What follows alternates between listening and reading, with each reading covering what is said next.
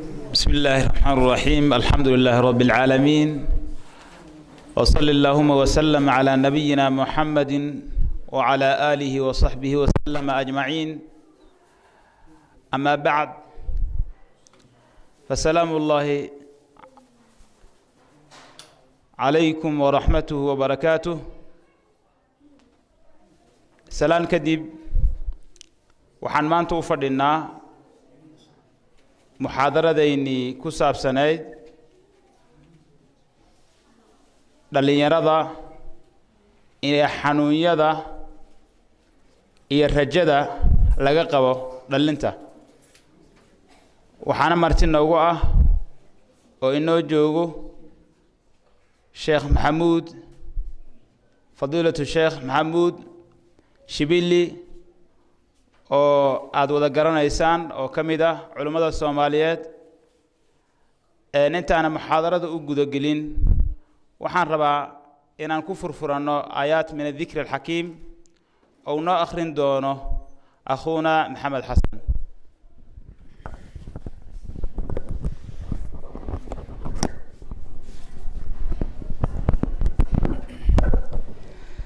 أعوذ بالله من الشيطان الرجيم. فسبحان الله حين تمسون وحين تصبحون، وله الحمد في السماوات والأرض وعشيا وحين تظهرون، يخرج الحي من الميت ويخرج الميت من الحي ويحيي الأرض بعد موتها وكذلك تخرجون. ومن آياته أن خلقكم من تراب ثم إذا أنتم بشر تنتشرون. ومن آياته أن خلق لكم من أنفسكم أزواجا لتسكنوا إليها وجعل بينكم مودة ورحمة، إن في ذلك لآيات لقوم يتفكرون. ومن آياته خلق السماوات والأرض واختلاف ألسنتكم وألوانكم، إن في ذلك لآيات للعالمين. ومن آياته منامكم بالليل والنهار وابتغاؤكم من فضله، إن في ذلك لآيات لقوم يسمعون. ومن آياته يريكم البرق خوفا وطمعا، وينزل من السماء ماء فيحيي به الأرض بعد موتها، إن في ذلك لآيات لقوم يعقلون. جزاه الله خير الجزاء. الله كأبا المريو آيات كاس آتك أقروح ذا بدن. الله سبحانه وتعالى كلام كيسا كميدة ونوسو جدي أخونا محمد حسن. انت اسكدي وحنوسي قد بينا محاضرتنا oo insha Allah ta'ala oo sheekha martina uu yahay. waxaan ku soo dhaweynayaa sheekha, waxaan leeyahay ku soo dhawow adigoo aad u mahadsan.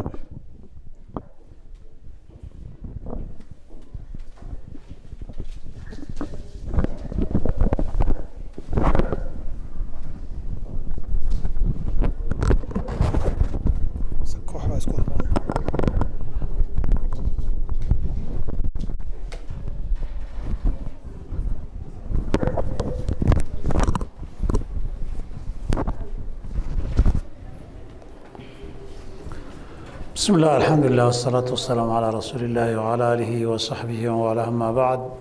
السلام عليكم ورحمة الله وبركاته. إلهي خير الله أنا وفاجيه حقنا الله أنا قصه كلمة عن روينا إراداي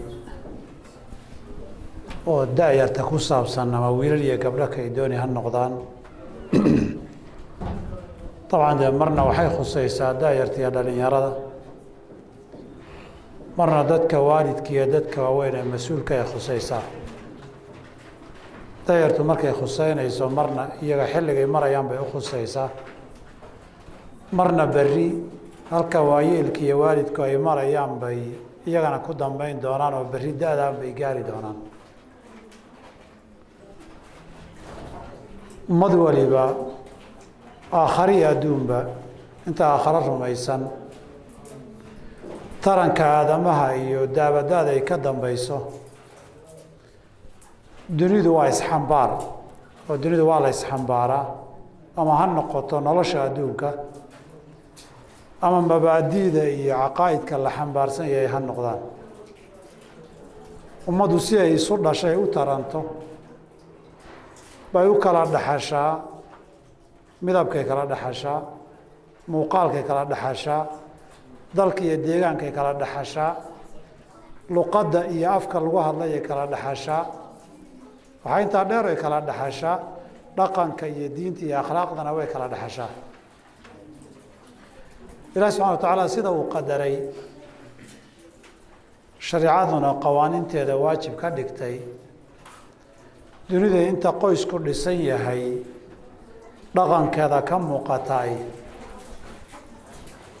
markay waalidku ilmo dhalaan ubad iyo daana ay barbaarinayaan ay korinayaan wax walbay u huraan hadday maal tahay hadday naf tahay hadday waqti tahay hadday fikir iyo caqli tahay waxa loo hurayo waa ilmaha yaryar ay dhaleen ilmuhu marka hore waa dhib iyo culays dhibka iyo culayska wax badan baa loogu adkaystaa ilmaha marka uu dhasho intaanu dhalan baa soo bilowdaa dhibka iyo culayskiisu hooyaduna u bataa hooyadu ilmaha calooshay ku qaadaa 9 bilood bay wadaa way xanuunsataa waa ku rafaadaa marka dambe umush iyo markay dhalayso nolol iyo geeri bay u dhaxaysaa haddana dhibkaa way u dulqaadataa hooyadii aabbuhu ilmaha marka la korinayo ilmuhu marka uu yar yahay hurdadu u diidaa cunnadu u diidaa waa la soo kacaa waa la toosaa wax allaalay wuxuu u baahnaa cunnadiisa ma qaadan karo afkaa laga siiyaa waa in lagu duwaa waa in loo soo diyaariyaa waa in wax allaalay wixii qashin iyo wasakhaa laga dhaqaa laga bedelaa runtii safar dheer oo waqti dheer ah markuu muddo joogo 6 sano 7 sano 8 sano markuu gaaro iyo waxyaabaha qaarkood inuu isagu isku filaada bilaabaa inuu isagu musqusha aado isagu cuntada loo diyaariyay inuu qaato oo cuno muddo kadib uu bilaabaa wali laakiin culayskiisa iyo dhibkiisu halkaa markuu gaaray Soomaalidu waxay tiraahdaa hadday ciyaalkiis kuwa soo bataan korintooda kala celintooda ka daran iyagii baa la kala celin oo qadha isku hayno isdagaali caawa mid baa soo toosi maanta mid baa xanuunsan mid baa dugsi raba mid baa iskuul raba mid baa isbitaal raba mid baa bannaan ku soo ciyaaro raba mid baa inuu seexdo raba markii ilmuhu wax cunaan kadib waalidku wax cunaa markay seexdaan kadib buu seexdaa markay nastaan kadib buu nasasho raadiyaa dhibka intaa leeg dhaqaalaha ku baxaya madax xanuunka ku baxaya ididiile iyo rajo la'aan looma sameeyo waxbaa laga filayaa dadka waayeelkee samaynaya shalay bay sidaa soo ahaayeen berrina kuwan hadda yaryarkee la korinaya kuwa damba korin doona iyaguna oo dhibka ay dadka ku hayaan iyana waa ku dhici doonaa waa adduunyadani intaad culays dad saartay adna waa lagu saari doonaa dhibka lagula soo marayna kuwo kale aad la mari doontaa dhibkaa jiilba jiil ka dhaxlayo dadku waxaa u samaynayaan ujeeddaa laga leeyahay waxbaa laga rajaynayaa waxbaa la hiigsanayaa dan iyo mustaqbal baa ku xidhan waxaasoo dhib iyo culays iyo dadaal iyo dhiba loogu dulqaadanayo ma dhici karto qofku xoolihii uu shaqeeyey iyo maalkiisii inuu iska bixiyo isagoon waxbaad ka helaysaa lahayn mustaqbalka ama hela ama ha waaye laakiin waa inay diile iyo ku talagal jirto xoolahan waxaan aad ku bixinayso waxbaad ka faa'iideysaa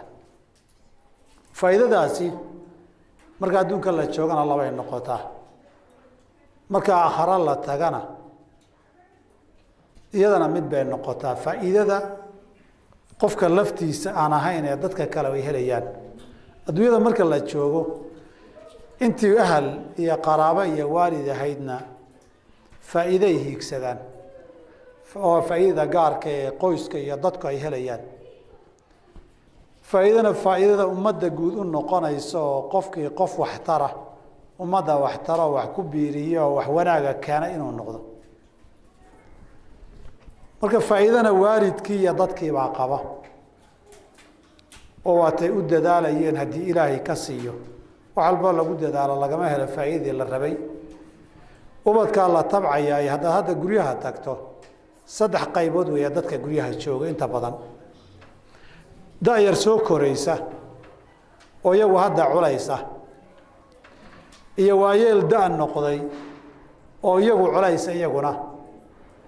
iyo inta dad u dhaxeeyo dad waaweyn oo waayeelina ay labada culaysba ku dhacayaan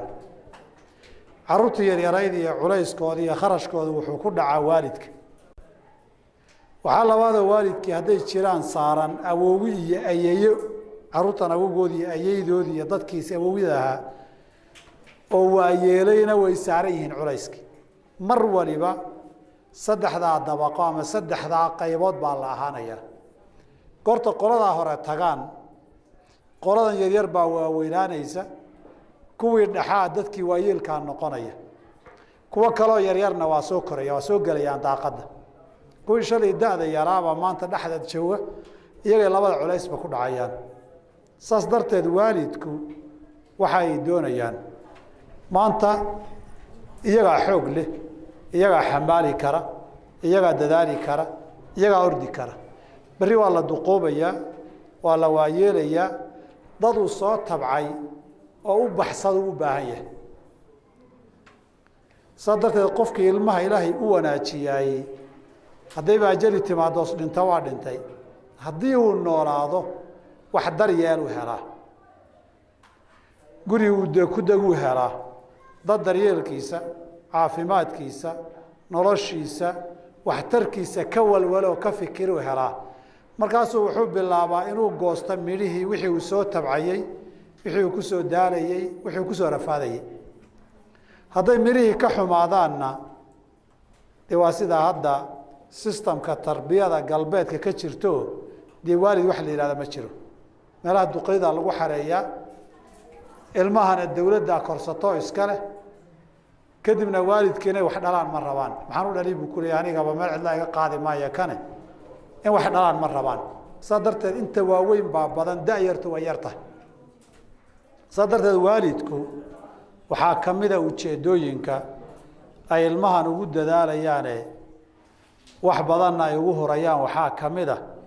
iyaguna adduunka inta ay joogaan markay ilmihii wax bartaan xoogaystaan iyagana ay tabar gabaan awooddoodii iyo taagtooda hoosu dhacdoo da-ya waayeel ka daba yimaado inay ilmahoodoo markaas soo xoogaystay oo wax soo noqday ay ku tiirsadaan saas darteed markaad yar tahayna waxba aadan qabsan karinna culayskaaga anaa waalid oo qaadi haddii aan intaan noolaadana dee markaan weyelaadna culayskaaga inaad qaaddaa lagaa rabaa adiguna culayska waalidkaa markaad qaadayseed weynaatay kuwo yaryarna culayskooda waa ku fuulaya ee dhashay adna kuwaasaad rabtaa markaad weynaato inay culayskaaga qaadaan iyagay culayskaaga markay hayaan iyana kuwo yaryar bay culayskooda sii qaadayaan sidaasaa dabada-i u daba socotaa walidaalika waxaad arkaysaa dadka waalidka ahaa ee wax dhalay weli iyagoo xooga waxay u kala mustaqbal fiican yihiin u kala taageero iyo taakulayn wanaagsan yihiin si ubadkoodii ay beereen ay u kala abaalgudaan oy waalidkooda aqoonsadaan oy waajibkooda uga soo baxaan oo u ilaaliyaan xuquuqda lagu leeyahay iyo waalidka ay u gartaan ay u aqoonsadaan qofkuna hadba inta uu aqoonsado qadarka xaqii lagu lahaa buu isna mustaqbalka sugayaa nin baa laga sheegaa intuu waayeelay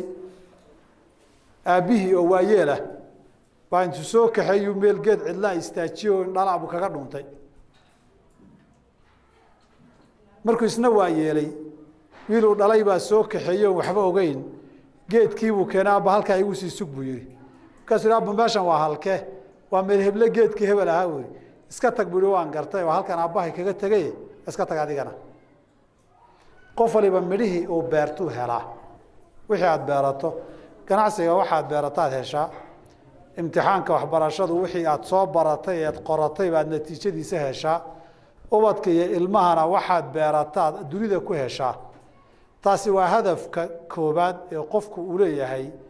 ilmahan iyo ubadkan daalka iyo rafaadka iyo dhaqaale iyo wax badan lagu bixinayaay waalidkii dhalay walaalihii la dhashay ahalkii iyo qaraabadii la dhashay isna inuu berri gacan qabto oo uu garab qabto oo uu meel ka soo baxo oo xilliga da'diisa ay ku soo aado duleelka iyo baahida qofkii daboolo uu noqdo waa laga doonayaa taasi waa midda adduunka dadku ay kaydi diilanayaan sida gaarka ilmahooda ay korinayaan ay dhaqaalaynayaan ay waxbarayaan aakhirana dan gaara laga gaaraayo ilmaha iyo waalidku sida dunida la isugu intifaaco ba aakharana la isugu intifaaca aakharana ilmaha iyo waalidku way isku intifaacaan sida adduunka la isu dheefsadaa labadabana way dhacdaayo طبعا ilmahaagii inuu weynaado oo duni ku intifaacsatay aakhirabana way dhici kartaa inuusan weynaano waqtiguba dhamaado oo san ilaahay u qorin ama qaar yari ku dhintaan baa dhici karta kuwa yarida ku dhintay ilaahay aakhir ugu shafaaca waalidkood oo ilmaha yarida ku dhintay ee muslimka ahay aakhira jannay galaan iyaga naar iyo cadaab ma arkaan markay aakhira yimaadaan rabbi weydiisaa subhanahu wa ta'ala in waalidkood shafaacay iyo codsi looga aqbalo jannada loo keeno sida asalkaan ilaahay waa ka aqbalaa runtii waxtar weyn weeye ilmihii hooyadu ay ku soo daashay aabbuhu ku soo daalay isagoo qaan gaarin dhintay oo adduunyadan aan la calfanin in aakhira janno lagu calfadaay waxaad u weyn wey waxa adduunyada nacfigeedaba ka fara badan wey laakiin dadku ma jeclo waxa aakhira aad la isugu hubay adduunka waxa ka muuqday doonayaan aakhirana qaybta tarbiyada diiniga ilmaha waxa loo barayo isna inuu ku intifaaco ilaahiga aqoonsado adduunyadan berri uu ka tagay aakhira uu naar ka badbaado way waalidkii iyo ilmuhuna hadba koodii darajo sareeya halka uu joogo baa ka kala loo dalacsiiyaa haddii waalidku uu dadaalo ilmihiisu diin iyo alla ka cabsiga ku fiicnaado oo alla ka cabsiga iyo khayrka ka gaaro meelan waalidku gaari karin jannadii ka gaaro waalidka kor baa loo qaadaya haddii waalidku meel fiican gaaro ilmuhu ka yar gaabiyana janno mar hadday wada galaan kor baa ilmaha loo qaadaya si ilaahi walladina aamanuu wattabacatuhum dhurriyyatuhum biiimaanin alxaqnaa bihim dhurriyyatahum wamaa alatnaahum min camalihim min shay qolana camalkoodii laga yarayn maayo laakiin jannada waa la isugu geenayaa oo jannada dadkii haddayba noqoto inay wada galaan waa la isugu geenayaa taasi waxay ka dhigan tahay markii ilmihii la tarbiyaynayo adduunka marka la barayana dee tii adduunka in laga faa'iidaystaa la rabaa aakhiro marka la barayana aakhiro in laga faa'iidaystaa la doonayaa isaguna isla markaas dee tan adduunka la barayna wuu ka faa'iidayaa tan aakhiree la barayna wuu ka faa'iidayaa mid guudna ummaddu way ka filaysaa adduunka oo qofku dunidana haddii uu dadkiisa wax taro qofka naftiisa wax taraa mid kale ku dara qofka waxaa laga doonayaa da'yarta iyo jiilku midna waa mid ay qoyskoodii iyo dadkoodu ka sugayaan midna waa mid ay ummadda guudi ka sugayso ummaddu ama ummad deegaan ha noqoto ama ummad luqad kula hadasha ha noqoto ama ha noqoto ummad diin la wadaagta mid waliba kaalin inay ka qaataan oo ummadda mustaqbalkeeda diinteeda hormariyaan dunyadeedana hormariyaan baa laga doonayaa mikrofoonka sidin ka noqdo miya saas darteed dadka waxaa laga doonayaa da'yarta markii wax la barayo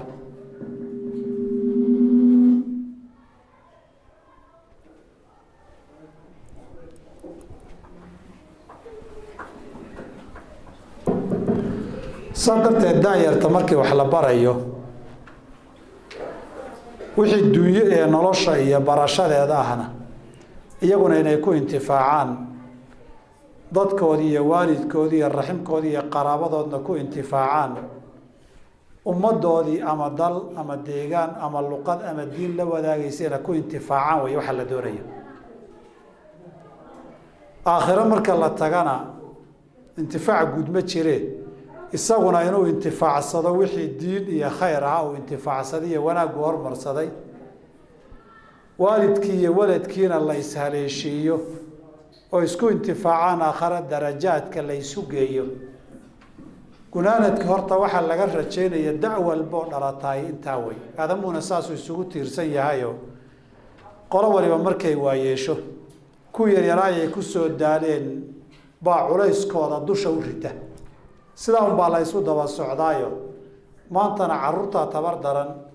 berrina waa yeelkaa tabar beela maalinka dambana kii maanta tabar lahaabaa berri tabar beela sidaa unbaa qarniba qarni iyo jiilba jiil la isu daba socdaa walidaalika inaa tayararna waa soo kacaan inta waaweynna waa sii waayeelaan mar hadday sidaas tahay waalidkana waajib baa saaran da'yartana waajib baa saaran waalidka waajib baa saaranoo inay ilmihii ay iyagu dhaleen aakhariya adduunba inay intifaacsadaanna ay doonayeen si guud iyo si gaaraban adduunka loogu intifaaco inay u dadaalaan ay wax badan u huraan waajibaa saaran waxaa loo hurayaay dabcan waa nolosha iyo duruufteedoo dadku isku awood iyo tabar maaha duruufta deegaanka la joogana isku baahi maaha laakiin mabda waa inuu noqdaa laba arrimood ma kala hadhaan adduunka iyo aakhirada qofka muslimkaa ma kala hadhaan qof adduun keliya loo diyaariyey oon aakhare loo diyaarinna ma suuragalaha qof aakhare keliya loo diyaariyey oon adduunka loo diyaarinna suuragal maaha labadaba waxaan u jeedaa inaa idhaahda sax maaha qofka muslimka adduunkana waajibaad iyo mas-uuliyaad baa saaran waajibaadka iyo mas-uuliyaadkaasa aakhare janno iyo naar lagu galaa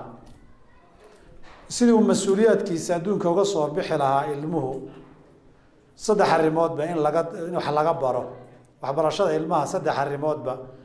waalidku inay baraan waa u baahan yahay aqoontii adduunyadan wax ku qabsan lahaa ee ku noolaan lahaa ee risiq kaga raadsan lahaa ee dadka qayb kaga noqon lahaa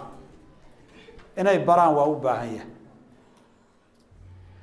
aqoontii ilaahiisii abuurtay iyo xuquuqda aadamaha uu ku waajibiyey iyo wuxuu ka xaaraantinimeeyey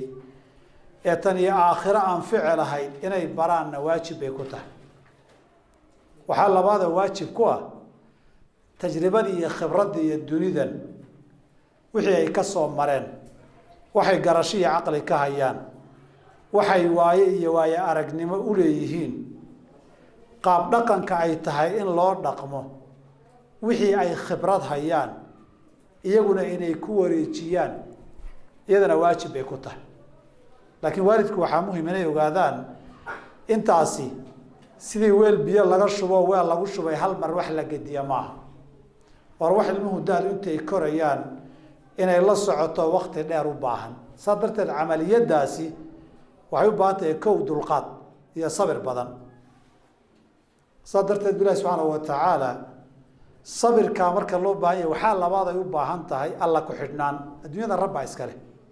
qofkuu doonana isagaa wax u fududeeya qofkuu doonana isagaan u fududeyn ama ku adkeeya wax laalay wuxuu doonana isagaa sahlo inaan waxba ku ahayn adigoo dadaalaya rabbi xiriirkiisana inaad wanaajiso si uu kuugu fududeeyo oo ducadaada iyo allabarigaaga iyo weydiisadkaaga u aqbalo wanaaggaad doonaysana uu kugu sahlo ilaahay xiriirkiisana aada wanaajiso sabirkaas iyo rabbi ku-xirnaanshihiisaas waxaa dheer waktiga iyo goobta aada joogto waxa uu wanaagsaneed samayn karta inaad samayso waxaan ku suuragal ahayn baa jira waxaan deegaankaaga ama zamanka qarnigan aan joogin oo laga yaabo qarni dambe inuu yimaadaa jira xilligaad la joogo waxa uu wanaagsaneed gaari karto ama aad samayn karto ama aad bari karto ama aad tusi karto inaad tustaa lagaa rabaa ilaahay dunida dhan nolosheeda wuxuu nagu baray wastaciinuu bisabri wasalaa laba kaalmaysta sabirku waa adkaysi hadaalin waxbaad isku dayday uu suuroobi waayey ku celi ku noqo ku noqo ku noqo qur-aantaa la yidhahdaa ged derbigay fuushaa way soo dhacdaa way noqotaa way soo dhacdaa 20 jeer markay soo dhacday marka dambe fuushaa halkay rabtay way gaadhay laakiin dada sabir iyo adayg badan bay samaysay waxbarashaad bilowday waa inaad sabir iyo dhabar adayg leedahay shaqaya ganacsi baad bilowday sabir iyo dhabar adayg bay u baahan tahay siyaasad iyo maamul baad gashay sabir iyo dhabar adayg bay u baahan tahay meeshii waxooga yar kululaataba haddaad gadaal u jiirayso markay waxooga yar adkaataba cashirku adkaadaba haddaad tiraahdo may kan socon mayso waxbarashana meel ka gaari maysid shaqana meel ka gaari maysid adduunyadaas sabir iyo adkaysi bay u baahan tahay wax kastoo ay bini aadamku xaqiijiyeen kow waxaa ka ahaa sabir iyo adkaysi qofka jaamacad ka soo baxay imisuu subax kalaas kusoo kala hayay qofka ilmaha yarkee bal unit ka soo bilaabay ilaa primary dhameeyey intaa kala hayay oo secondary 4 sano kala hayay oo 4 sano jaamacad kala hayay 16 sano miya 16 sano subax walba inaad labisatood ka lahado ood buug iyo qalin qaadato ood kursi ku fadhido ood wax akhrido hawl sahlan maaha qofkii adkaysan waayay laakiin maxaa ku dhacay waxbarashadii buu dhaxda kaga tagay banaankaasuu saaqiday kii waxbarashada soo dhameeyay oo gidaarka iyo jirdiinka fadhiyo ugu imanaya isaga laftiisa oo intaas ma jiifin uu fadhiyay midna gidaar buu fadhiyaa midna kursi buu fadhiyaa kanna gidaarkii iyo xashiishadii iyo dabayshii iyo joqoraha ay u adkaystay joqoraha laftiisu inuu raaxo qabad u maleyseen inuu banaankaas seexdo oo jawaanka qashinka maanta oo dhan wata soo adkaysi uma baahna nolosha la gashay noloshani hadduu qofku wax wanaagsan raba inuu gaaro adkaysi uu baahan yahay waalidku hadduu rabo ilmahan inay wax noqdaan sabir iyo dulqaad iyo adkaysi badan buu u baahan yahay adkaysiga dhaqaale raadintii ilmahan biilkoodii baa u baahan tacliintoodii baa u baahan iyagii u dulqaadashadoodii baa u baahan iyagii waanintoodii baa u baahan iyagii baa sabir iyo dulqaad u baahan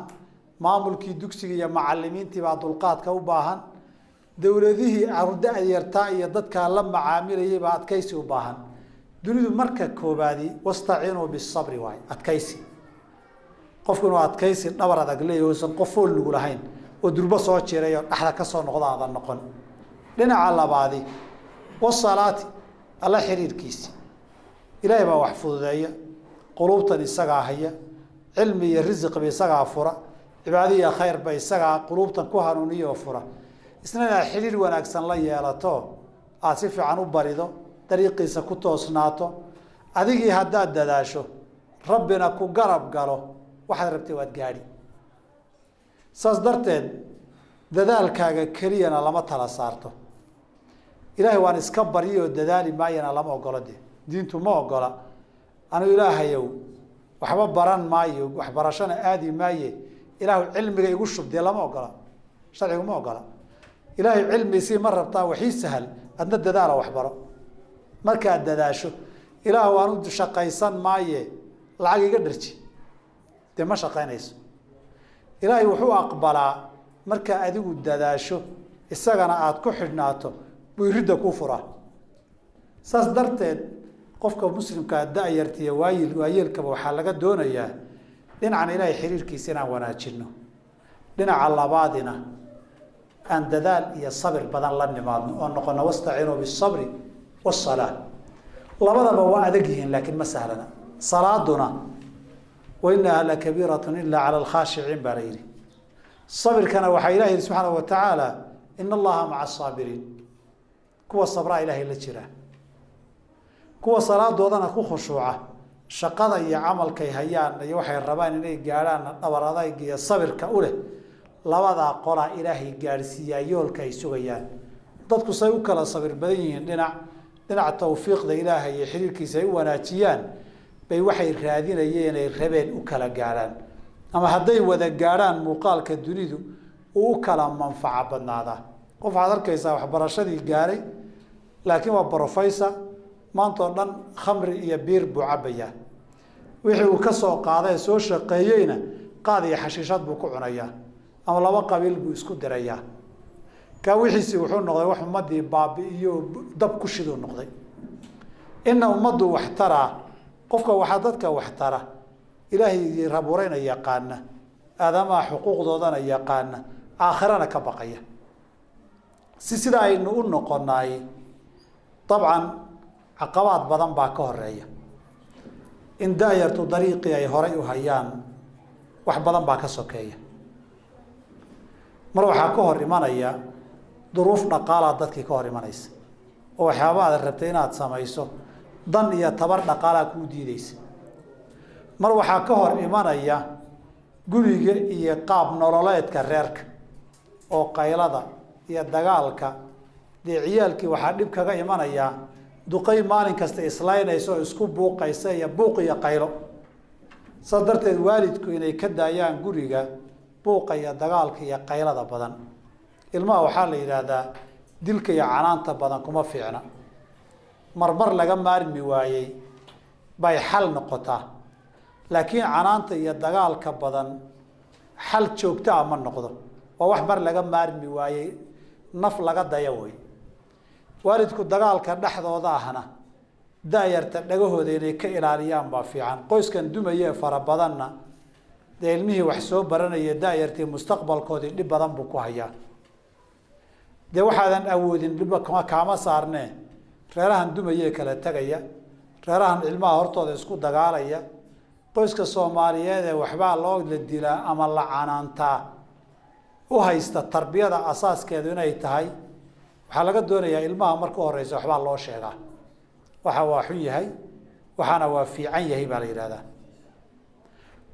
muddo ku celcelis buu u baahan yahay hal mar keliya maaha ilmaha yarkii waxaad hadda u sheegtay durbo wuu halmaamaa waxa uu rabaa ka xoog bata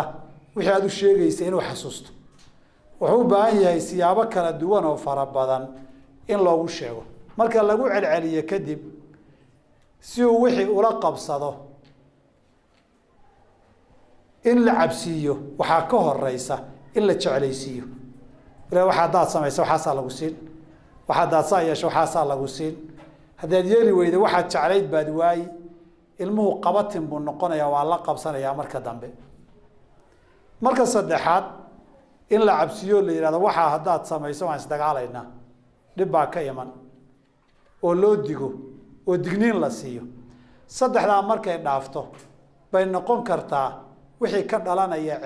ciqaabtuna cadhabax maaha intaa carootay ood xanaaqdo inaad ku cadho furto ma ahane isaga in la cabsiiyo keliya waayo qaarna cabsiinta waxaa u roon dadku waa kala dabeecad waana kala abuur mid cabsiinta ushaa u fiican midna wuxuu jeclaayoo loo diidaa u fiican maalinka carruurtii beerta banaanka la geynayo isaga guriga lagu reebo markii ciyaalka banooni soo ciyaara la yidhaahdana la yidhahda adi guriga iska joog aduma baxaysid maxaa yeelay wixii baad samayn weyday marka dambe ilmuhu waxay la qabsanayaan waxaa kaloo muhima qoyska soomaaliyeed ilmuhu in la baro inay wax kala leeyihiin kan caagga uu leeyahay kan kale inuu faraha ka qaada in la baro way haddii kale maantoo dhan mid walba ka kalu wax ku qabsanaya qubqac iyo dagaal baa la kala celinayaa waa in waxa midalo wixiisa yeesho ka adigaa le kaa adu malihid dariiq la kala mariyo innaga soomaalida dabeecadda ma naqaane laakiin dunida markaad marto ilmo caaggiisa iyo baroo wixiisa kala ku saqajaamaya arki maysid saa darteed markaa subermarketyada timaado hooyada soomaaliya ilmahay wadato kan buskud buu qaadanayaa ka nacnac buu qaadanayaa ka dhigaa ka celiyaa ibaa maanta dhan lagu haynayaa halka caruurta lagu soo tarbiyey waxaan adu marihin markuu wax jeclaada ag istaaga wuu leeyahay kan ma qaadan karaa buu leeyahay waxaa leeyahay maya anaa kuu qaadaya markaan gadanaad yeelan kartaa haddii kale meeshaan dhexdeedu buskay intuu qaatoo diirtuu ku dhex cuni supermarketka adoon kaasheerka gaarin baa 4-5 buu kaga sii tuuri ma waxbaad gadan oo waxbaad raadsan mise kuwan aad celcelin oo meesha ka waardiyeyn waa tarbiyada guriga laga soo tarbiyay waxa kale oo dabeecad inaga inoo ah ilmo waxba looma sheego waxa saaxuna lama dhaho waxa daana lama dhaho markuu khaldama inta qayla lagu qayliya dharbaaxa loogu dara ka daawariya damxuud ayaa la dagaalama looma sheegin kadib isna wuxuu bartaa ruuxii khaldama gacan iyo qayla la isugu daraa maalinka horreysay iskuulka geyso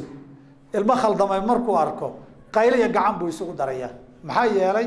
waxa guriga laga soo baray wax khaldan hadaa aragta qayla iyo gacan baa la isku daraa masaajidku tagaya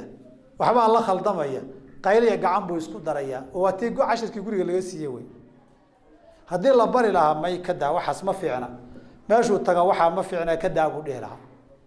laakiin markii la baray adda dhaho dharbaaxa ku dhufo adda iyo dharbaaxa buu bilaabay sadar yar waxaan ku arki jiray ilmaha Soomaaliyeed markii iskuulka la geeyo maalinka u horeysa maamulka iskuulku report buu ka qoraa ilmaha waa la dilaa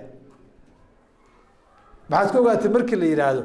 ilmaha khaldamay oo uu dharbaaxay oo ku qayliyay taa waxay cashar u tahay isaga guriga dharbaaxa lagu qayliyaa baa leeyahay carruurta waa la dilaa markaas dabagal qoyska lagu sameeyo carruurta ay dilaano carruur baa laga qaatay fara badan ee maqlaysaan bay qayb weyn ka tahay waxaan rabaa inaan iraahdo waalidku wuxuu u baahan yahay si kooban tarbiyada carruurta iyo ilmaha si loola dhaqmo inay cashara iyo seminaara iyo koorsooyin qaataan ilmuhu banooniga la bartaa wax la sameeyo oo aan la baranin malaha cunada sida loo kariyo waa la bartaa salaad si loo tukado waa la bartaa gaari si loo wada waa la bartaa ummadan dhan ee bini aadamka ee mustaqbal inay yeeshaan la doonayo sida loo tarbiyeeyo inaan laba baran qof walba meeshuu ka soo aada kaga soo dhaco saad rabto qof walba u haraati ay noqotay waa wax badan oo dhibka keenaya tarbiyada xun ee ilmaha qabsata waxa keenaya sadarteed waxaan dhihi lahaa waalidku ha takhriyaan ha dhageystaan ha tagaan seminaar iyo cashiro ay ku qaadanayaan ilmahaaga daada kala duwan ee uu marayo sidee baa loola dhaqmaa loola macaamilaa daayartuna ha ogaadaan dunidan ay ku cusub yihiin dadkan waayeelka da'dan way soo mareen duruufaha idinku xeeranna dadkani way soo mareen wax badan bayna dad la hadhay oo dad badan baa lagu soo gubtay waxaad u baahan tihiin jidkan anna aan ku gubto aan ku jaba maaha markii meel la soo maro oo dad ku soo rafaadaan oo lagu soo gaajoodo oo lagu soo oomo oo meel god iyo meel daba lagu soo dhaco anna aan maro aan ku dhacay idaaya maaha adigaa soo maray wadadane meelaha dhibka badan ee meelaha khatarta badan ii tilmaan inay dhahaan bay u baahan yihiin oy talada dhageystaan 20 sano oo dambe waxii aad mari lahayd buu qofkani soo maray wuxuu garan karayaa 20 sano ee soo socota qaabkii uu fikiri jiray ee qaabka uu fikiraysa bini aadamku waa iska cunsurka aadamaha duruufaha ku xeeran baa kala duwan maahane asalka fikirku isku mid waay marka soo kacdo inaad madax banaanaataa rabtaa inaad ra'yi iyo caqli yeelatay baad rumaysan tahay hadda inaad weynaatay baad u haysataa in waalidkan uu yar waayeelo oo modern uusan ahayn oo waxa jira uusan aad ula soconin baad u haysataa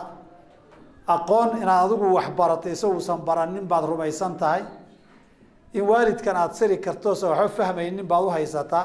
inta waa intuu markuu kula eka isaguna fikirku rumaysnaan jiray waa marka hadda isagu uu garanayaa intii uu rumaysnaan jiray aan rumaysantahay laakiin adigu inta inuu garanayo inaad garanayn baa laga yaabaa maanta dhan marka wax isu daba mari sidan hadalka ugu sheeg isagiina waa garanaya hadalka aad sheegayso in ku sheegi jiray oo kale yahay sida aad u macaamilayso sidoo aabihi iyo hooyadii dhihi jiray inay tahay isna waa garanaya sadarteed daayartuna inay ogaadaan khibradda waa laga faa'iideystaa qofkii ka soo horeeyay qofkii waxbarasho kaaga horeeyay qofkii shaqo kaaga horeeyay qofkii safar kaaga horeeyay qofkii noloshan kaaga soo horeeyay wax badan buu ka soo arko waaye iyo khibrada sadarteed daayartana waxaa laga doonayaa inay xilka isu diyaariyaan ummadanka guud iyo ka qoysiga gaarkaaba isu diyaariyaan ilaahayna rabbiga abuuray xaq buu ku leeyahay ay gutaan waxaan filayaa waqtiga waa idinku dheereeyay raalli ahaada intaasan kelimadeeda ku kaabin lahaa jazaakum allah khayr assalaamu calaykum بسم الله والصلاة والسلام على رسول الله sheekh saa'ilkan wuxuu leeyahay assalaamu calaykum sheekh maxaa laga rabaa dhalinta aadaysa dhul gaalo maxaa ugu habboon inay sameeyaan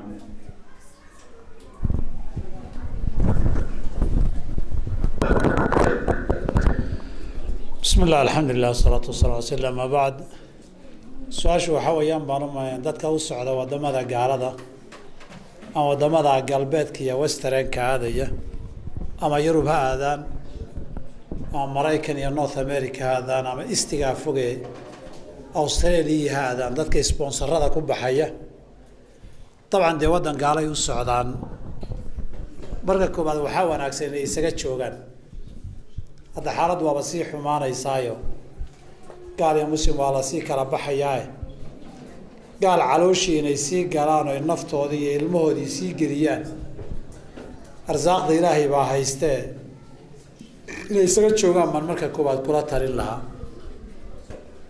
haddaynan joogayn inay tagayaan inta ay joogaan ee aanay bixin hadday hantiya ganacsi wadamadan ku leeyihiin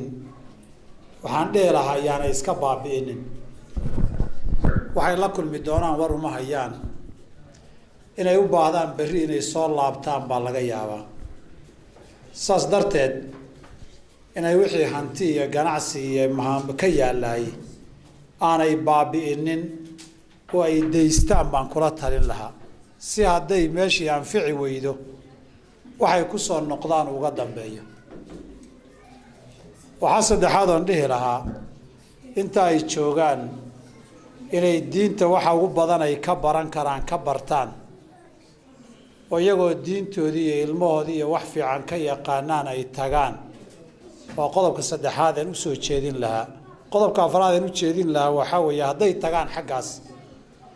inay tagaan meelaha dadkoodii iyo soomaalidii iyo masaajidoodu ku badan yihiin oo ay deegaan ay daris la noqdaan iyo masaajid ay ku tukadaan iyo meelo makhaayid iyo suuqyo ay kala ganacsadaan iyo meelo ay wax kala bartaan ay ka helayaan dadkooda inay raadsadaan meelaha dadkooda iyo muslimkooda iyo Soomaalidu ku badan yihiin inay tagaan baan kula talin lahaa iyo tuulooyinka iyo xaafadaha fogfog aanay degin wabillahi tawfiiq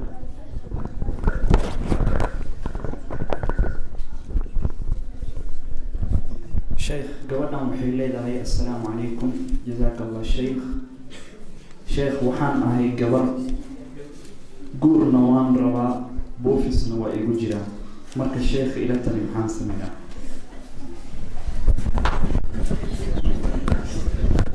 alxamdulilah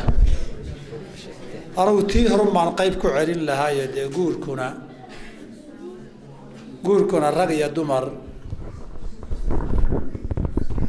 waa wax dareenkiisa iyo baahidiisa ay wada qabaan markaan gabadha waxaan dhihi lahaa haddii aad ka helayso guri wanaagsan halkaa aad joogto waxba carro gaalooda daayi aakhari adduuntoona wax macno loo kaaga horeeya ma jiro ilmaad carro gaala ku dhashayna intooda badan caaqibiya rajo ma laha marka intaa iska guursatay inaad iska joogta ila fiicnaan lahayd de annagana waa kusoo ducaynaynaa guri wanaagsan oo xalaala iyo guri aad ku degta ilaahay inuu ku siiyo kuwii xaggaa ku guursaday ee xaggaa reeraha ku lahaa oo carruurta la soo qaxayaad indhahaaga ku aragtaa kuwa carruurta laga qaatayna waad maqlaysaa marka halkaaga haddaad guri iyo guri wanaagsan ku hesho dhul gaala waxba kaalama maqnee iska joog baan ku dheelaa gabdhaha iyo dhalinyaraduna iyo wiilayda gabdhahana guri wanaagsan oo xalaala meel wanaagsan allah ugu sahlo allah ugu fududeeyo billahi tawfiiq sheekh assalaamu calaykum soon ayaa la igu leeyahay muddo hore ayuu ahaa jaanisna waan helay laakiin ma soomin haddana waxaa igu dhacay xanuunka sonkorta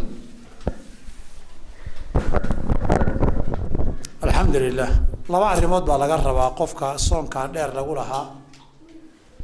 arrinta koobaad tawbaa laga rabaa ilaahay u towbad keeno soonkii uu ka tegey isagoo jaanisu ku qadeeye helay dayacay in ilaahay dembi weeye uga toobad keeno waa laga doonayaa midka labaad soonkii waxaa lagu lahaa qada inuu qadeeyo hadduu qadihii ka cajisay oo awoodi waayey fidyu bixinayaa qofkaasi maalintiiba hal mismud buu bixinayaa 625 garaam oo cunaa ama hal qof oo miskiin uu quudinayaa oo hal mar uu dharjinayo oo maalintiiba ah marka inta maalmood ee lagu lahaa oo miskiin buu sidaa wax u siinayaa mar hadduu awoodi waayey inuu qadeeyo xilligan waajibkiisa soonka xilligan soo galay ramadaanka lagu lahaa ee fidyada uu bixin lahaa buu la mid noqonayaa soonka iyo cibaadaadkii la isku lahaana ilaahay baaba mahadle hadduu inta cimri ku soo gaarsiiyo adoo lagu lahaa aadan ku dhimane hadda dee deji oo kafaara gudka iska bixi wabilaahi towfiiq gabadhani waxay leedahay sheekh ma lagu tukan karaa galoofiska gacmaha la gashado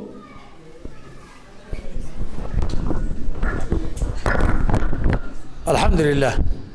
galoofiska ama gacmo gashi ma lagu tukan karaa haa waajib maaha gabdhuhu inay gacmaha mara ku xiraan ama ay qariyaan waajib maaha laakiin haddana rag iyo dumar toona dembi ma aha isagoo gacmaha wax ugu jiraan inuu tukado dembi maaha waxaa laga hadlayaa in la banneeyo wejiga weeye dhulka marka la dhigayo laakiin sida lugaha aad sokisyada u qabi karto adoo sokisyo qaban aad u tukan karto baad gacmahana adoo gloves qaba ku tukan kartaa xubnaha 7 ee wejiga la dhigay dhulka la dhigay labada farood ee lugahana de sokis bay qabi karaan labada lowna mar waliba dharbayba qabaana waa cawro waa la asturaya labada gacmoodna wax waa la gelin karaa waxa laga hadlayaa in la baneeyo wejiga kaliya weeye inta kale haday mara ku dadan tahay dhibaato ma laha qofkuna waa ku tukan karaa salaaduna way ku asixo billahi tawfiiq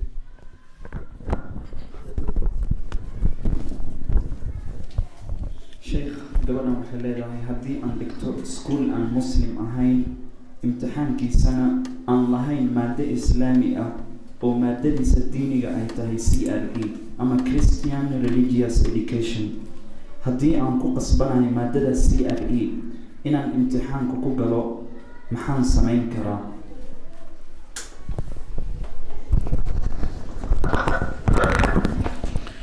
alxamdulilah marka koobaad Soomaalidu waxay ilaahan xaraf alif ku xumaaday albaqara kuma hagaago inaad imtixaankii kristanka soo dhiganaysay masala imtixaan kaliya maaha intaasoo sanaad maadahaan u soo dhiganaysay exercise ku soo sameynaysay imtixaanaad yar yar laga soo qaadayay imtixaankan kaliya masaladu ma ahane marka hore khalad bay ahayd iskuulka noocaasa intaan ogahayna halkan aan joognaay wax daruuro oo qasbaysa ma jiro ama kuwa aanay qasab ahayn baa jiro public oo dawlad leedahay ama aan public ahayn oo private oo xataa muslim ahayn ama kuwa muslim oo private ah jiro oo fara badan oo buux ma jirto wax daruuro oo qasbaya ama cudurdaar oo banaynaya wiil iyo gabar toona in maadadii kristanka inta la galo say iyagu rabeen aad u jawaabto mushkiladu gelitaanka kaliya maaha ciise waa ilaahay inaad qorto waaye waxa iyagu rabeen ay kugu dhigeen haddii kale imtixaankii khalad iyo eber baad qaadanaysaa haddii imtixaanka markaad gasho su'aalahan jawaabtii saxda ahayd ee caqiidada saxan ahayd aad ka bixinaysa dhibaato ma laha laakiin haddii aad leedahay waxaa la iga rabaa siday buugga ugu qorayd ay iyagu sax u haysteen inaan u jawaabo saan buundooyinkii iyo pointskii darajooyinkii u helo dee ma banaana inta lagu weydiiyey ciise muxuu ahaa inaad ilaahay qayb ka mid u ahaa iyo son of God inuu ahaa ku jawaabtaay sina diinta kuma banaana maxay ugu badan ay noqon kartaa form 4 baan ahaa haddaad tiraahdo waliyaa inaad soo celiso bay noqon kartaa natiijada hadday xumaataa wanya waa la soo celiyaa hadduu xanuun kuu dhaafo waa la soo celiyaa haddii imtixaankii maadooyin lumaan waa la soo celiyaa haddii xataa amaad khaldanto ama lagu khaldamo waay kuu soo baxday waa la soo celiyaa sanad la soo celiyaay inaad maanta gaalnimo lagu dhaco ciisa ilaahi iyo wixii lagu jawaabayay daruuro banaynaysa maaha saa darteed imtixaanka waa la geli karaa laakiin caqiidadii muslimka ahayd ee saxneed haddaad ku jawaabaysa waad geli kartaa laakiin toodii inaad ku jawaabtaay diintu ma ogola inaad ku gaalowdana way dhici kartaa billahi tawfiiq بسم الله شيخ قبل أن أحل لها السلام عليكم شيخ wiil ayaan isjecelnahay haddana islama joogno taleefon ayaan ku wada xiriirnaa sawirkayga ma u diri karaa anigoo xijaaban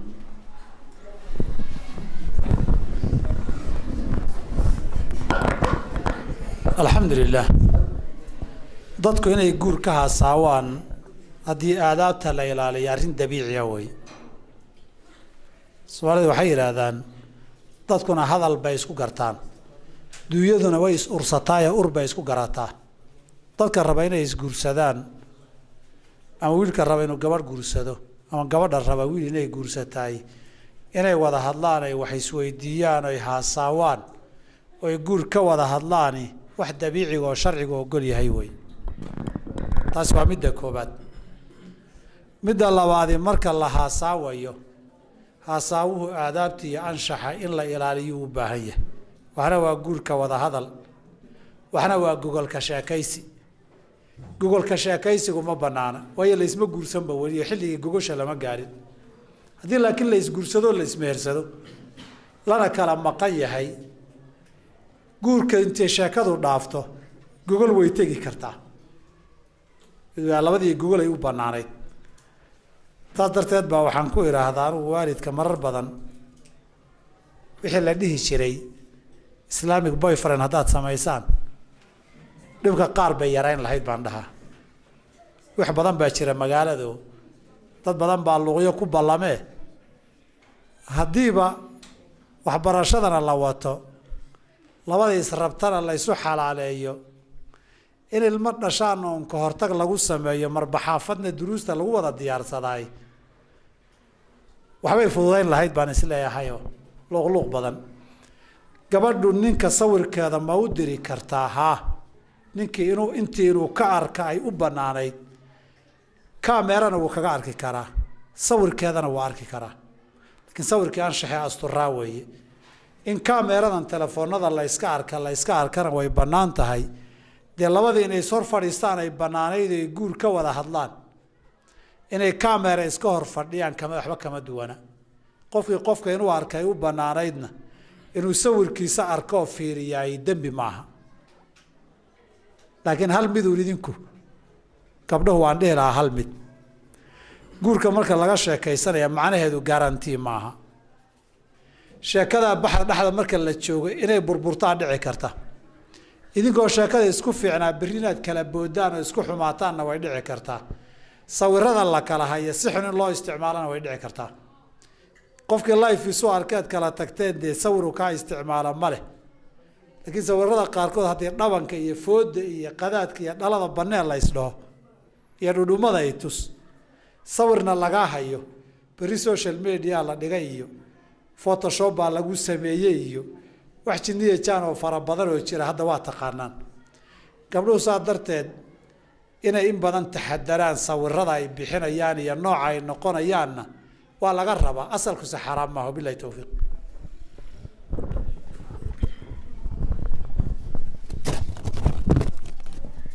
asalaamu calaykum sheekh haddii aad salaada imaamka kusoo gaarto sujuudda ama rukuucda rakcadda ama taam yeeli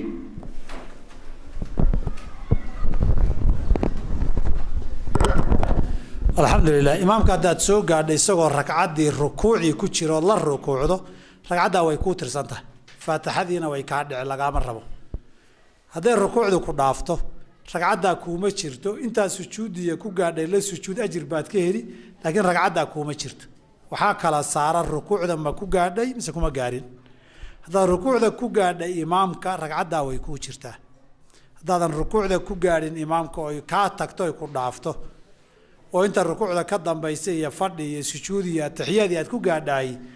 waad la samayn wuxuu samaynayaa mar haddaad ku xidhato laakiin ragcaddaasi kuuma xisaabsana kuumana jirto wabillahi towfiiq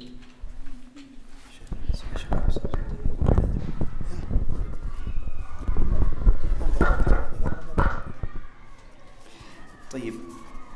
qofkan waxaan u malaynaa waa wiil af soomaaliga ku adkaaday wuxuu kusoo qoray af english does islam allow watching or supporting football islaamka ma ogol yahay in kubadda la daawado oo haddana la taageero alxamdulilah waxaan filayaa kooxihii la kala taageersanaa hadda ma horyaalla socdo kuwa hadda ciyaaraya oo socda miyaa jira mid Ingiriis taageera iyo mid kuwa Brazil ku xiran iyo mid Spain ku xiran iyo mid Talyaani ku xiran iyo mid Afrikaannimadu mararka qaarkood ay qaado Afrikaan taageeraya yiraahdii mid ay Kenya wala soo daadegtay maray maamul goboleed tagtaba ciyaaruhu shariicada islaamku aadaabteeda haddii la ilaaliyo dhib ma laha si guud ahaaneed inaad daawato waxay u baahan tahay laba arrimood inaad ilaaliso kow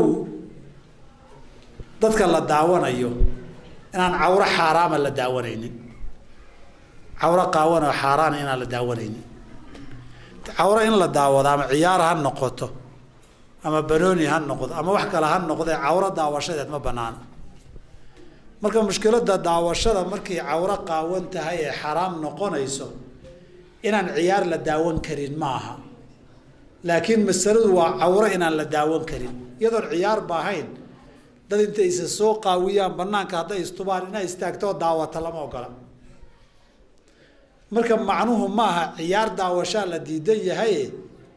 cawradan qaawan in la daawadaa la diidan yahay way taasi waa midda koobaad waa dadka cawraadkooda inay asturan yihiin in la arka ayna banaanayn way hadda cawradaasi maxay tahay طبعا dadka ciyaaraya ay ku xiran tahay ma rag baa mise waa dumar saa'ilka ma soo sheegin ciyaarta uu daawanaya ma ciyaar rag baa mise ciyaar dumar waxaa labaad oo saameyn ku leh ciidan daawanaysaay ma rag baa ma dumar baa hadday dumar ciyaarayaan waxa daawanaya ma dumar kaliya ay weydiinayeen su'aasha qawaanu haddaan daawado waxaa dhici karta ciyaartan socota labada qof ee halkaa fadhida rag iyo dumarka midna inay u bannaan tahay inuu daawado midna aanay u bannaanayn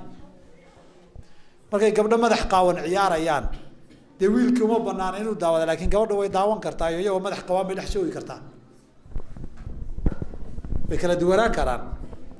laakiin raggu markay ciyaarayaan ma kala duwana inta adu aad daawan karta gabadhuna way daawan kartaa marka dumar hadday yihiin hadday xijaabkii iyo asturaadii ku ciyaarayaan dhib ma laha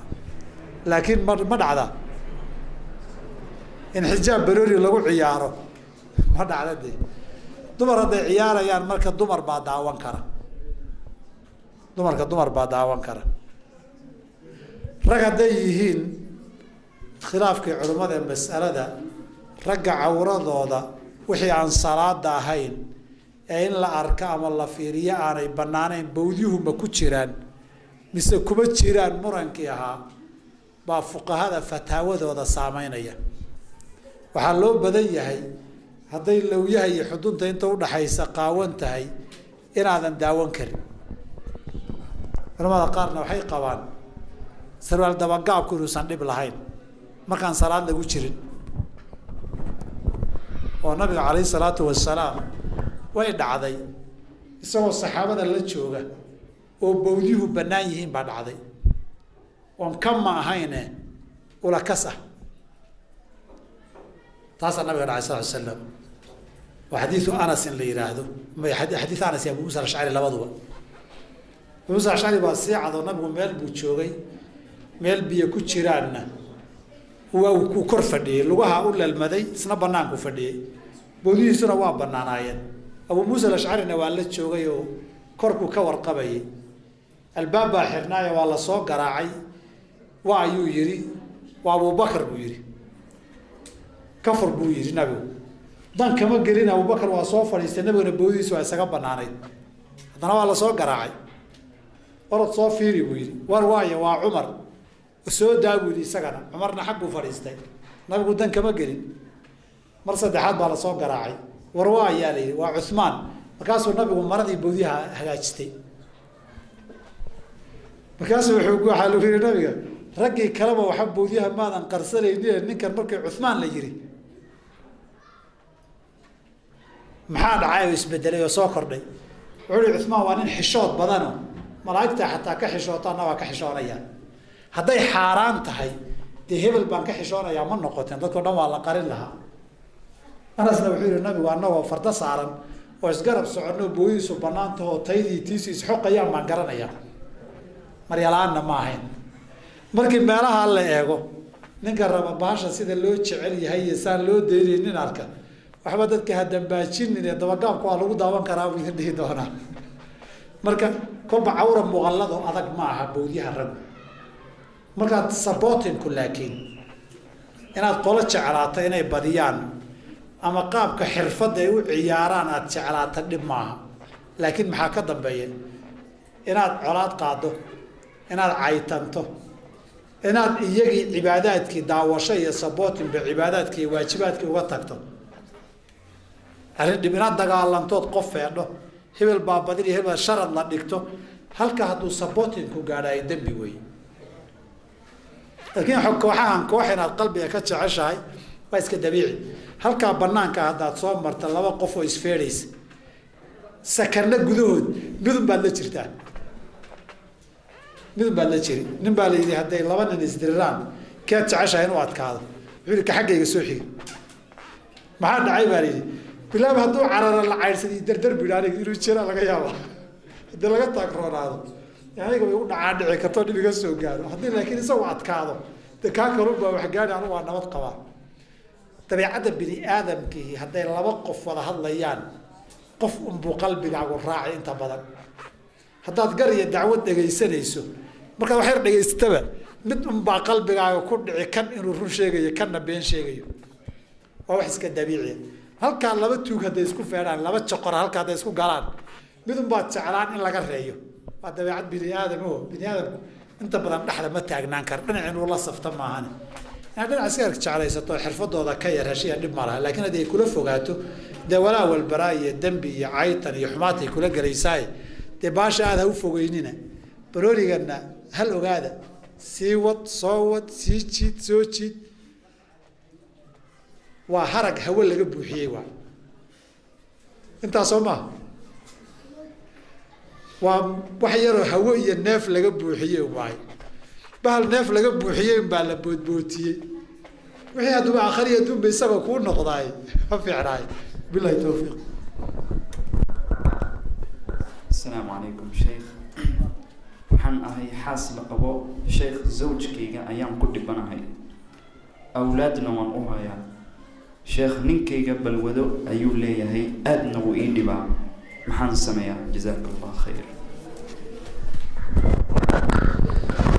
alxamdu lilah horta marka hore waxaan dhihi lahaa adigana ilaahay u bari inuu soo hanuuniyo annagana de ilahay waxaan ka barinaa subxana wa tacaala isaga iyo intii lamidka ah inuu soo hanuuniyo soo hagaajiyo jidka saxda ah iyo xaqa allaha soo tuso quluubtan ilaahay baa hayo gaalaaba ilaahay islaamiyaa in badan oo shalay balwadi iyo xumaato ku jirto maanta fiicnaatayna way jiraan duco saadiqoo ilaahay aqbalay yaa laga yaabaa isagaan ilaahay inuu kusoo hanuuniyo mustaqbalkiisa dunya aakharaba ku badbaado adiga iyo ilmaha iyo ubadkaana dhibka aad kaga baxdaan marka khiyaarka koobaad waxaan dhihi lahaa ilaahay u bari awqaadda ijaabada midda labaad ciddaad isleedahay waxbuu ka maqlayaa iyo waanana u kaasho midda saddexaad intii aada sabri karto aad ilmaha iyo jiritaanka iyo dhaqanka reerkaa wadi karta wad haddii aad kari weydo ama naftaadii ay qaban weydo dee markaa ilaahay naf waxaynan qaadi karin ma dul saarine inaad qaadi iyo aadood inaad madaxaaga banaanaado aada dalbataa xaq u yeelanaysaa laakiin waa markii aad xal kala weydo baan dhihi lahaa inaad xal kala weyda halkaa ha gaarin wabilahi tawfiiq sheekhana assalaamu calaykum dhagaha la duranaya hal ka badan ma dembiba alxamdu lilah dhagaha la duranaya hal meel ka badan ma dembiba sankana ku dar sanka la duranayana dee hadday iska iman doontaa baa laga yaabaa iyadana isaga sii dar ragga iyo dumarku arrintaa waa ku kala duwan yihiin dhagaha meel ama laba ama saddex ama dhagaha keligood ama san lagu daray hadday goobta la joogo waddanka la joogo iyo waktiga la joogo ay ka mid tahay qayb qurux iyo xarago kamida ay tahay way bannaan tahay hadday qayb qurux ka mida tahay ama qayb lagu xaragooda ay tahay way bannaan tahay oo dhibaato ma laha duriinka 1 iyo 2 wixii baneeyeyna 3 iyo 4 wuu banaynayaayo in wax la gashado wax lagu xirto wax lagu xaragooda laakiin dee raggu dhaga inay xitaan oo dhaga iyo sanka durtaan iyagu lama ogolo ee dumar iska dhigaan lama ogolo billahi tawfiiq. Assalaamu calaykum sheekh gabadhan waxay leedahay 2 wiil oo agoon ah ayaan hayaa waxaan u ahay eedo ma adeegsan karaa guriga dhexdiisa waxaas ii soo qabo ma dhihi karaa mana ka xijaabtaa midna 10 sano jira midna 8 weysada ma iga jabina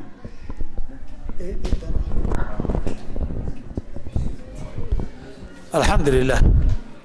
gabadhani haddii 2 wiil eedo u tahay inay ka xijaabato uma baahna ama agoon ha noqdaan ama yaanay noqon ama ha qaan gaadhaan ama yaanay qaan gaarin mar hadday eeddo u tahay waalid iyo maxram waaye ma adeegsan karaa ha guriga gudihiisa iyo dibaddiisa way adeegsan kartaa waxay u baahato iyadoo mas-uulna ka ah hawshoodiina qabanaysa gurigana waa u adeegsan kartaa bannaankana waa u adeegsan kartaa wixii ay awoodaan oo aan dhib ku ahayn wixii dantooda ahna way ku qasbi kartaa waa ama cunna ama waxbarasho ama labisa ama qabaysa ka yar kari weydana oo u baahda inay garaacdana garaacan lugaha iyo gacmaha iyo cabsiinaya dantiisa way samayn kartaa oo way tarbiyeyn kartaa waayo isaga ay dan u tahay mustaqbalkiisa billahi tawfiiq.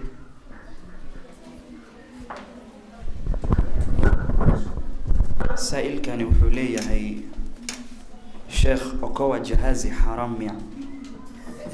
أقوى جهازي وحوى يدين تسفارك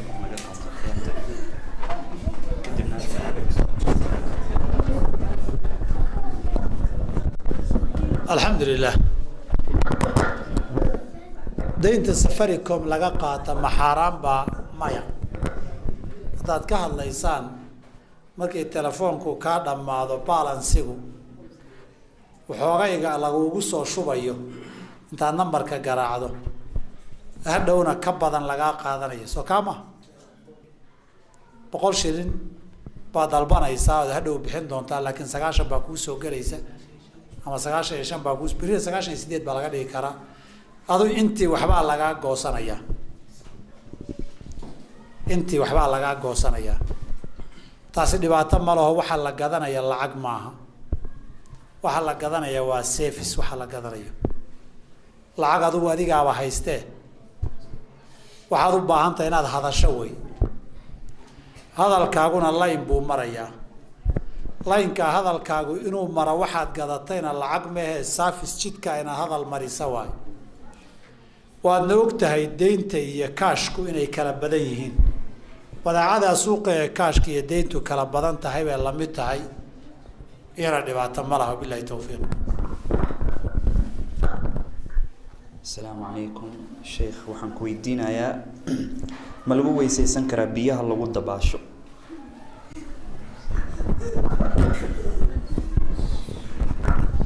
alxamdulilah badaha iyo baraagaha markaad dabaalanayso waad weysaysan kartaa weysadu waa marka keliya inaan u baahnayn in la kala hormariyo weysada caadi marka loo weysaysanayo waa in wejiga laga bilaabo luguhuna u dambeeyaan haddaad lugaha ka soo bilowda ma asaxda weysadu haddaad weysada lugaha ka soo bilowdo wejigana u dambeysiisa ma asaxdo laakiin markaad qabaysanayso ama tuubo isku fur ama barkada tiimbo ama biyaha badda dhex soco haddii aad niyootay inaad weysaysanayso ood biyaha tiimbato ood mukhuurato ama aad niyooto inaad qabaysanayso oo qabays waajiba qabaysanayso biyahana hal mar dhex gasho uu ka asaxayaa weysadiina way ku asaxaysaa dhibaato ma laha marka waa la samayn karaa wabillahi tawfiiq. Assalaamu calaykum waraxmatullah waxaan tukadaa habeenkii salaada leylka marba intaan awoodo ayaan tukadaa dambi miyaan helayaa haddaan 11 ragcadood la iman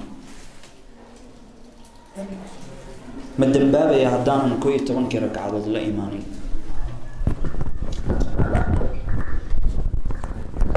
alxamdulilah salaada sunnadaa sunno waxaa loo yiri intii aad awoodda samee wey dhammaanteed haddaad ka tagta dembi maaha haddaad inta ugu badan eed samayn karta samaysana ajir badan baad heli haddaad 2 awooddo haddaad 5 awooddo haddaad 10 awooddo haddaad 20 awooddo qof waliba inta uu sameeyo unbuu ilaahay ajirkeeda siinayaa laakiin 11 haddaanan samaynin ma dembi baa maya haddaan ka yareeya ma dembi baa maya haddaan ka badiya ma dembi baa maya hadba intii aad samaysun baa ajirkeeda lagu siin haddaad ka wada tagtana dembi maaha sunnada dabeecaddeedaa waxay tahay samaynteediina ajir baa laga helaa ka tagisteeduna dembi ma laha wabillahi tawfiiq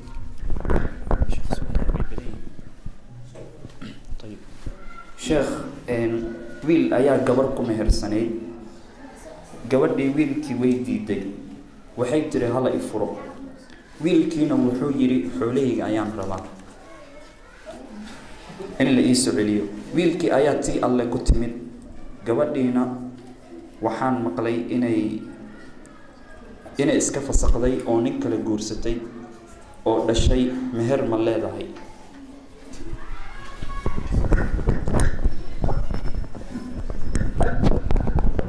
alxamdulilah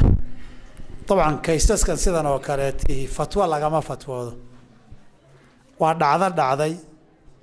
oo u baahan in la qiimeeyo asalka gabadha haddii la meheriyo intaan la aqal gelin meherka nuskii bay ku yeelataa meherka caqdiga nikaaxa dhacay haddii gogol la isku arko oo la isreeraystana meher dhammaystiran bay yeelataa meherkii inay weydo wuxuu ku iman karaa inay cafido waxaa labaadoo ku iman karaa in shardi looga dhiga furiinkeedii oy madaxeeda ku furato labadaasay ku waayi kartaa meherkeedii wixii aan labada ahayn haddii la dhintay way leedahay oo waa dayn hadday fasaqatay meherkeedu dhici maayo oo way yeelan laakiin fasaqaasi masaxan yahay waxay u baahan dee sababihii fasaqan keenay in la xaqiijiyo sababahaasay ku xiran tahay way dhici kartaa inay fasaqato fasaqeediina ansaxo meherkeediina ay yeelato way dhici kartaa waa dhici kara wey dee dhacdadani anigu ma xukumi karo oo wixii ku xeernaay oo dhan garan maayo laakiin inay fasaqatay keliya meherkeedii meesha kaga bixi maayo waa inay ama cafiday ama shardi looga dhigoy madaxeeda ku furatay labadaasay asal ahaan ku waayi kartaa wabillahi tawfiiq sheekh saa'ilkan wuxuu leeyahay sidee baa habboon in cilmiga aan u barto?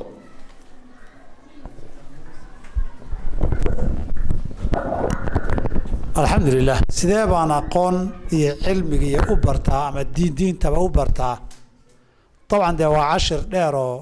muxaadaro u baahan oo su-aal kooban oo laga jawaabo ma aha laakiin hadday ka tegi weyda waxaan dhihi lahaa marka koobaad qofku wuxuu u baahan yahay dadaal badan inuu bixiyo oo wakti badan huro marka labaad wuxuu u baahan yahay dariiqa uu marayo iyo qaabku wax u baranayo macallin haga oo halkaa mar iyo halkaa mar yidhaahda oo manhajkii iyo raaci lahaa u saxuu u baahan yahay marka saddexaad wuxuu u baahan yahay dad rafiiqa oos waxbarashadaa weheshadu u baahan yahay waxbarashadu waa safarta oo kale keligaa jid haddaad marto waad ku rafaadi dadaad wax akhrisataan oo waxbarataan ood isweheshataan marna tartantaan marna dhinacna ka tartantaan yuusan kaa badin marna iskaashataan baad u baahan tahay intaa kadib wuxuu u baahan yahay qofku alla baryo ilaahay inuu baryo inuu waafajiyo buu u baahan yahay inahaasaa horudhac u ah inaha markuu sameeyana ina kaloo badan baa looga baahanayaa kutub badan baa laga qoraye inuu markaa cajalado badanna si gaara looga duubay oo faahfaahsan inuu ku waaraadiyuu u baahanayaa wabillahi towfiiq assalaamu calaykum sheekh waxaan ku weydiinayaa su-aal ah ninka iyo gabadha arooska ah salaada miyaa laga cafiyey in badan baan isweydiiyey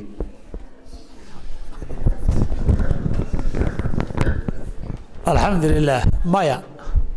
reerka arooska salaada waa laga rabaa hadii aroos lagu jiro salaada waa laga rabaa arooskuna iyo salaaduna way isku fiican yihiin way isku macaan yihiin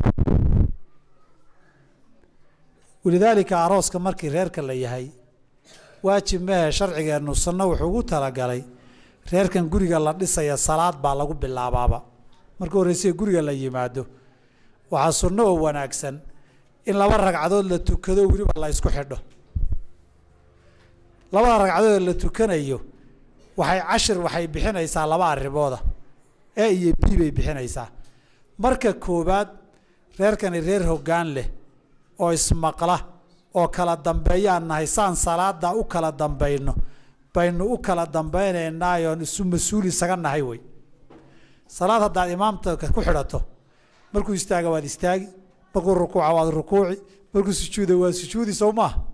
isaga daba socon waliba deer labada rag iyo haweenku isgarab istaagi maayana way istaba istaagi waxay fariin bixinaysaa gurigan wuxuu caawa ka bilowday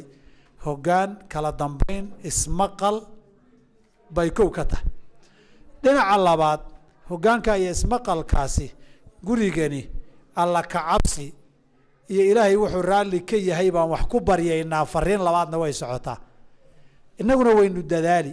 ilaahna waynu kaalmaysan way gurigii sunnada laga dhigay marka la soo galay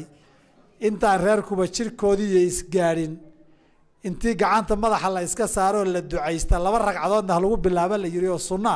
in waajibkii laga taga de meesha ma taalo gurigana ilaahay inuu barakeeyo aad rabto hadda dambi iyo macsiyo ku bilowdo deese ilaahay u barakeeyo billahi tawfiiq sa'ilkani wuxuu leeyahay sheekh qabiil ahaan gabar ma la iigu diidi karaa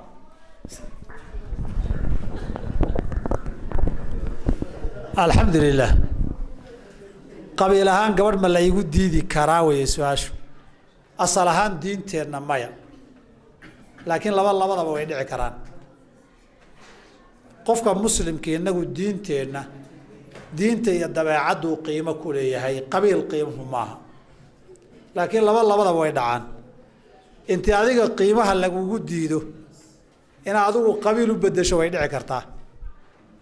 oo lagu yiraahdo warorna dhaaf gabadha iyada ku siin mayne reehbal ahaan baa la igu diiday yahay sheekada inuu wiilku bedelo way dhacdaa wayna sheekadu qabiil ahayn sheekadu inay qabiil tahayna waxaa dhaca mararka qaarkood dhib qabaa'ilka iyo qoysas dhex maray labadii qoys inay xididaan oo xiriiraan inay ku adkaato labadan dad hadduu dhib soo dhex maray oo dagaallo soo dhex mareen oo dhiig ku kala maqan yihiin labadan qof ay isguursanaysaay reerkan qof dadku dhib way ka qabi karaan dhibna way u geysan karaan qabaalka Soomaalidu way islaayaan reerkiina duulaya dad muslimiin oo nabad isaga bariyo waxba yeelin bay ku dagayaan dadkii bay laynayaan dumarkii bay kufsanayaan xoolihii bay dhacayaan iyagii sidaa ku sameeyay ba bariintay u yimaadaan bay dhahayaan gabadh baan idinka rabnaa dhiig bay ka qabaan oo xoolay ka qabaan oo gabdhay ka faraxmeeyeen iyagii ciilka u qabay yeelayeen gabadh baan idinka rabnaa iyadoon qabiilkiisa la duraynin ba colaadii dhaxtiile iyo dhibkay u geysteen ba waxay gaarayaan dadkan dad aad la xididi kartaan oo maanta xididnimadan dhaxmari karto maba ahaba aro reebel baatiyin oo gabadh idin siin mayno marbay sharciga sidaas oo kala garawsho leedahay haddaad tiraahdo walaashaana waan dili adeerkaana walaashaana waan kufsan adeerkaana waan dili gabadhaadana waan ku weydiisan garmiya gabadhaada isii eedadaana anaa faraxumeeyey adeerkaana annagaa dilay reerkiinina xoolihii annagaa dhacnay gabadhna na siiya labada mis qabataa haddaad qabiil baa lagugu diiday laakiin qabiilnimo la duraya ma ahe qabiilnimo dulmi iyo eed iyo dhib laga tirsanayo wey qof walbana qofkii uu dhib ka tirsanayo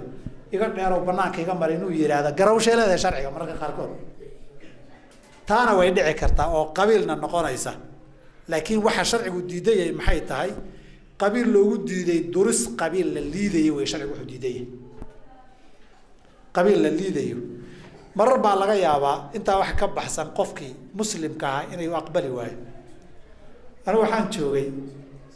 wiil soo islaamay baa nin Soomaaliyeed gabadhiisa weydiistay. ninku nin fiican buu ahaa, ninkii uu liqi waayey ninkaa gabadhiisa inuu siiyo. waxaa la yidhi ninku maxaad u diidaysaa ninkan muska soo islaamay fiican weeye. wuxuu ninku waa nin fiican oo waan arkay oo gabadha waa siin lahaaye gabadhan yaa sodog u noqon gaalka aabihii soo maaha. gabadhaydi yaa sodoh u noqon gaasha hooyadii soo maaha. caruurtooda yaa adeer u noqon gaalka walaalkii soo maaha. warniyow gabadhi markaa ninkan siiyo sodogeed iyo sodohdeed iyo deeseedii dumaashigeed iyo dumaashigeed soo wada gaalama qoys gaalaan gabadhii dhex geeya. ninkaasi qabiil uguma diidane ninkana ma diidane laakiin qoyska oo la xidhiidh ayuu diidaya. qof baa wuxuu oranayaa wiilka wiil fiican way gabadha waan siin lahaa laakiin aabihii iyo adeerkii walaalkii dhammaan daroogo iyo qurun bay ku jiraan. hadhowna gurigii bay imanayaan. reerkan ma dhisnaan doono. kuwa daroogada markay yimaadaanna gabadhii weydiidi markay diidane walaalahooda aabihii loo diiday guriga isna wuu furi. hawshan socon maysa. reerkan reer hebela ee bahashan iyo balaayada ku jira ayaa banaanka naga maraan. marka qabiil waa loo dhigi karaa marar badan laakiin sharcigu wuxuusan ogolayn qabiil la liidayo la durayo oo qabiil ahaan bay u liitaan la leeyahay qof in loogu diida gabadh isagu qiimihii iyo diintii lama banaano. billahi tawfiiq. waxaan rabaa inaan kusoo gabagabeeyo labadan su'aalood. sheekhana waxaan jeclahay inaan hal mar weydiiyo. saa'ilkan wuxuu leeyahay sheekh subax kasta salaada subax waqti dambe aan tukannaa waxaana sababay hurdo weyni aan qabno. sheekh ma dembiba? saa'ilkan wuxuu leeyahay waxaan rabaa taqwada allah subxaanahu wa tacaala maxaan sameeyaa? waxaanu u baahanahay inaan helo zawjo saalixad ah.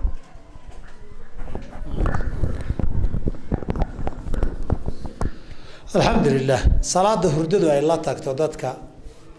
qofka markuu seexanayo laba arrimood baa laga rabaa. wakti fiican inuu seexdo. wadaaligu sharcigeenu cishaha kadib cawayskan dheer diiday iyo inuu sameeyo wixii dadaalahii ama aadaan uu maqlayo ama saacad buuxsan karo. hadday dhacdo inay hurdadu markaa kadib la tagto ama qoys ahaanba iyo isir ahaanba dad hurdo weyn ay yihiin way dhici kartaaye xilliga uu soo toosunbuu tukanoo dembi maaha isagu dadaalka hadduu sameeyo. nabiga alay slam gabadh baa ninkeeda kusoo dacweysay. dhowr arrimood ay ka sheegatay waxaa ka mid ahaa salaada subax uma kacay tiri. haddaan toosiyo ma kaco, haddaan jiidana ma kaco. markii su-aasha uu ka jawaabayay wuxuu yihi rasuulka ilaahi waa runteed gabadhan anna dembi melihi. maxaa dhacay baa la yidhi reer hebel saanu nahay kacab ka awow habeen haddaan seexanno ilaa qoraxdu jirka yaga taabata maba kacana buu yidhi. wax kasta hadduu dhaco haddii la qaxo hadduu dab dhaco ilaa qoraxay ayna diir taabato maba anu ma kaco. aabbahay ma kici jirin awowgeyna ma kici jirin buu yidhi. reer dhanba saanu nahay saasaan nahay. nabigu intuu qoslay wuxuu markaa soo toosta tuka markaa soo kacdo qofka wax awoodiisa ka baxsanba wey. ninka labaad ilaahay inaan ka cabsadaan rabaa. ilaahay cabsidiisu allah inagu wada kaalmeeyo waa waajib ina wada saaran. way kooban tahay laakiin way macno ballaaran tahay. wixii ilaahay xaaraantinimeeyena iska daa, wixii uu kugu waajibiyeyna ha dayicin. dhinac kale wuxuu yidhi dee zawja saalixaan u baahnahay in fadhigeenna gabdho zawj saalix u baahnaan laga waayeyninun baan u malayne maamulka macalimiintu dadka inay labaduba la soo xiriiraan oo xiriiriyaan baan usoo jeedin lahaa. fadhigan labadaba laga waayi maayaan u malaynayaa. jazaakum allah khayr. isagana zawja saalix allaha siiyo. dhalinyarada raggaanina guur wanaagsan allaha siiyo. gabdhahaanana guur wanaagsan allaha siiyo. guryahana allaha barakeeyo. jazaakum allah khayr. wassalaamu calaykum waraxmat ullah. dadka aan su-aalahooda aanan ka jawaabin waxaan ka codsanaynaa raalli ahaansho waqtigoo dayiq nagu noqday awgii. marka insha allah yaan waxbana loo qaadin. jazaakum allah khayr.